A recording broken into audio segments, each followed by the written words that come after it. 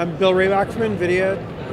Here at CES this year, talking about the goings-on with Tegra 4, as well as our GeForce Grid products and the very newly announced Project Shield that we have. Where did the idea for Project Shield come from? Well, Project Shield really was sort of a culmination of the years and years of interaction that NVIDIA has with both our developers as well as the game player community that we work very closely with. And really taking a look at the world of Android and taking all of the different technologies that we've done in terms of low latency input, faster, lower latency Wi-Fi, better USB input management and things like that. All of the bits and pieces that NVIDIA has done to make the gaming experience on Android as good as it can be. At the end of the day, we decided, and we had a group of our engineers that really were passionate about sort of putting together a device that was a testament to all of those great engineering things going on, and here we have Project Shield. So what role did Tegra developers that you've been working with over the years have in the development of Project Shield? The interaction that NVIDIA has with developers is really what sets NVIDIA apart from all of the other chip manufacturers that are out there. We've been collecting developer input for 20 years.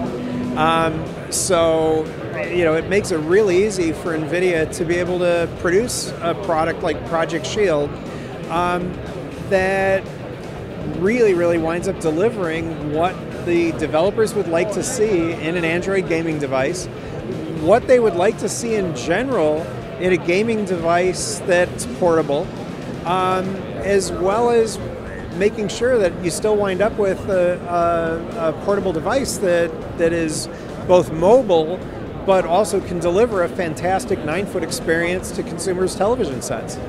And what type of input have game developers had with this new gaming device? Well, we're just at the point now that the early units are going into developers' hands. We've got a mad dash of redesigns and tweaks and things like that. As we talked about at the press conference, that'll happen over the next several weeks. But in today's market, it's really all about fast iteration. And NVIDIA, I think, has proven, over the last few years, as we've gotten more involved in our product designs with products like GTX 680 and GTX 690, that from an industrial design standpoint, NVIDIA has the chops to be able to do these kinds of products. The developers have, really received it very warmly and are very excited about it.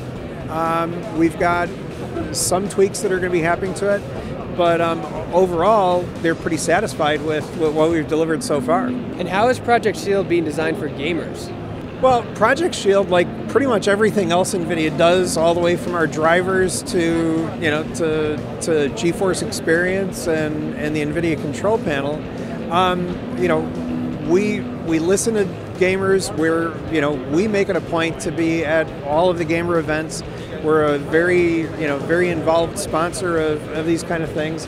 But the other most important part is, a huge portion of NVIDIA's employee population are pretty hardcore gamers themselves. As well as our children and nowadays a lot of the grandchildren of NVIDIA employees. So we sort of have a lot of pretty built-in focus groups.